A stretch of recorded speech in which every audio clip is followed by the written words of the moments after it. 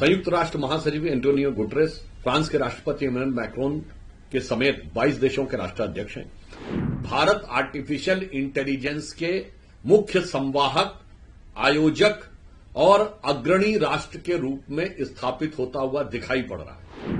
World AI summit यानी विश्व AI शिखर सम्मेलन में अग्रणी भूमिका में दिखाई दे रहा है। संयुक्त राष्ट्र महासचिव एंटोनियो गुटेरेस फ्रांस के राष्ट्रपति इमैनुअल मैक्रोन के समेत 22 देशों के राष्ट्राध्यक्ष हैं। विश्व की सभी प्रमुख आईटी कंपनियों के प्रमुख आए हुए हैं, अर्थात भारत आर्टिफिशियल इंटेलिजेंस के मुख्य संवाहक, आयोजक और अग्रणी राष्ट्र के रूप में स्थापित होता हुआ दिखाई पड़ रहा है।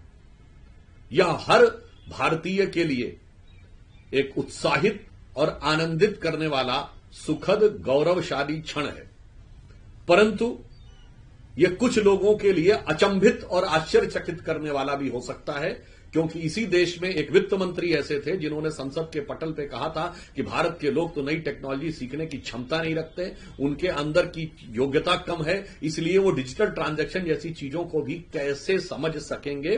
और आज भारत डिजिटल ट्रांजैक्शन में दुनिया का नंबर 1 देश है और उससे आगे बढ़ते हुए वर्ल्ड एआई समिट यानी विश्व एआई शिखर सम्मेलन में अग्रणी भूमिका में दिखाई दे रहा है।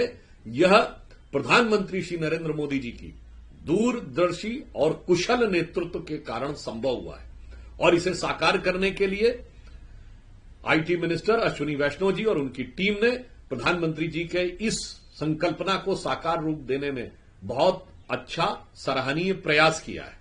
परंतु वो लोग जो कहते थे कि भारत नई टेक्नोलॉजी को एडॉप्ट करने की क्षमता नहीं रखता है, मुझे लगता है उन्हें इस एआई समिट के शानदार सफल आयोजन के सामने कम से कम अब अपनी गलती को स्वीकार करना चाहिए।